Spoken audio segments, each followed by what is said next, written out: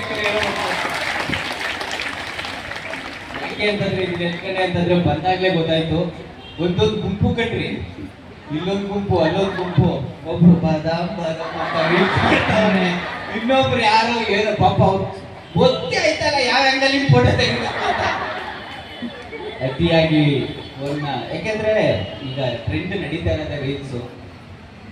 ವೇದಿಕೆ ಮೇಲೆ ನಾನು ಹೇಳಕ್ ಇಷ್ಟಪಡ್ತೀನಿ, ಎಷ್ಟೋ ಜನ ಟ್ಯಾಲೆಂಟ್ ಒಂದು ಮಗು ಸಾಂಗ್ ಆಡ್ತಾರೆ, ಅದ್ಭುತವಾಗಿ ಆಡ್ತಾರೆ.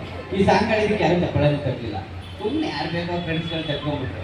ಅದೇ ಮೊನ್ನೆ ಯಾವುದೋ ಒಂದು ಹುಡುಗಿ ಸರಿಗಮಪ್ಪದಲ್ಲಿ ಹೋಗ್ಬಿಟ್ಟು ಆಡ್ತಾನೆ ಆದಾಗ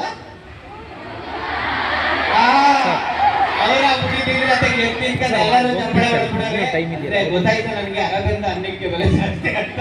ನಿಮ್ಮಲ್ಲಿರುವಂತ ಎಷ್ಟೋ ಜನ ಟ್ಯಾಲೆಂಟ್ಗಳಿಗೆ ಒಂದು ಸ್ವಲ್ಪ ಬೆಲೆ ಕೊಡಿ. ಅವ್ರ ವೇದಿಕೆ ಮೇಲೆ ಬಂದಾಗ ಒಂದಷ್ಟು ಚಪ್ಪಾಳೆಗಳನ್ನ ಹೊಡೆದು ನಿಮ್ಮ ಸ್ನೇಹಿತರುಗಳನ್ನ ಪ್ರೋತ್ಸಾಹಿಸಿ.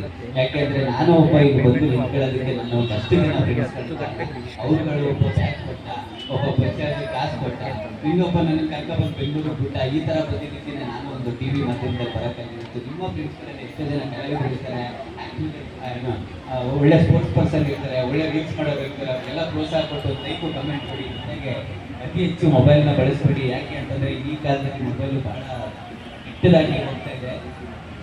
20,000 ರೂಪಾಯಿ ಫೋನು 20 ವರ್ಷ ಸಿಕ್ಕಿರೋ ಜೀವನನ ಹಾಳು ಮಾಡಿಬಿಡುತ್ತೆ.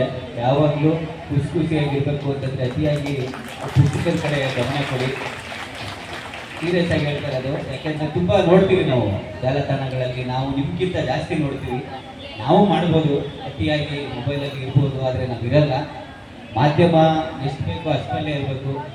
ಯಾಕೆ ಅಂತಂದರೆ ಈಗಿನ ರೀಲ್ಸ್ಗಳೆಲ್ಲ ಬಂದು ನಮ್ಮ ಟಿ ವಿ ಮಾಧ್ಯಮ ಹಾಗೂ ನ್ಯೂಸ್ ಮಾಧ್ಯಮಗಳಿಗೆ ತುಂಬ ಎಫೆಕ್ಟ್ ಆಗಿದೆ.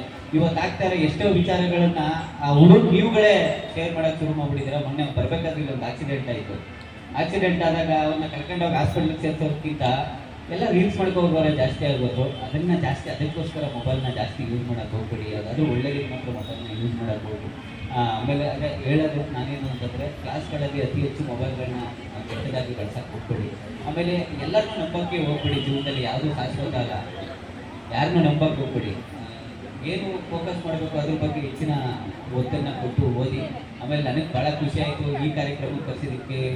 NSS ಇದೆ, ಸ್ಕೌಟ್ಸ್ ಅಂಡ್ ಗೈಡ್ಸ್ ಇದೆ, ಇನ್ನೂ ಹಲವಾರು ಸಾಂಸ್ಕೃತಿಕ ಕಾರ್ಯಕ್ರಮಗಳು, ಒಂದು ರೆಡ್ ಕ್ರಾಸ್ ಇದೆ, ಎಲ್ಲ ಇದೆ. ಇದ್ರ ಚಟುವಟಿಕೆ ಉದ್ಘಾಟನೆ ಬಂದಿದ್ದು ನನಗೆ ಭಾಳ ಖುಷಿ ಆಯಿತು. ಯಾಕೆಂದರೆ ಇದರಿಂದಲೇ ಜೀವನ ಕಟ್ಕೊಂಡವ್ರು ನಾನು. ನಮ್ಮ ಪ್ರಸನ್ನ ಸರ್ಗೆ ಯಾವಾಗಲೂ ಫೋನ್ ಮಾಡಿದಾಗ ಅವ್ರು ಮಾತಾಡ್ತಾ ಇರ್ತಾರೆ, ತುಂಬ ಜನ ಹುಡುಗಿರಿದ್ದಾರೆ ಮಗ, ತುಂಬ ಜನ ಹುಡುಗಿರು ಇದ್ದಾರೆ ಜಗ, ಆದರೆ ಯಾವುದು ಚಟುವಟಿಕೆಗಳಿಗೆ ಭಾಗಿಯಾಗಲ್ಲ ಅವರು. ಯಾಕೆ?